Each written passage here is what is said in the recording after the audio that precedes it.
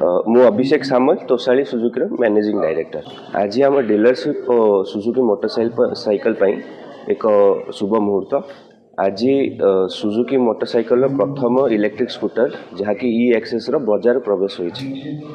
आज आम बन छक शोरूम यार ग्रांड लॉन्चिंग सेरेमनी होता। गाड़ीटी उन्मोचन होती। सुजुकी ई एक्सेस भरोसा सहित सुजुकी लेगेसी सहित आसूचे जे आपण अन्य गाड़ी रे जंती अलग इलेक्ट्रिक स्कूटी रे एनएमसी बैटरी पाउचंती किंतु सुजुकी प्रथम थर पर एक नुआ टेक्नोलोजी आनी जहाँकि LFP battery lithium ferrous phosphate यह बहुत सेफ बैटरी। यार टेम्परेचर रेंज 60 डिग्री रु -25 डिग्री जाए रोचे। आउ बैटरी छड़ा यार बहुत नुआ नुआ फीचर्स आसी यूजर फ्रेंडली फीचर जमती कि आपण कीलेस स्टार्ट अच्छी 70,000 किलोमीटर पर्यंत वारंटी दौर कंपनी तासह एक मेंटेनेंस फ्री ड्राइव बेल्ट आसी जोटा कि अन्य गाड़ी रे नहीं।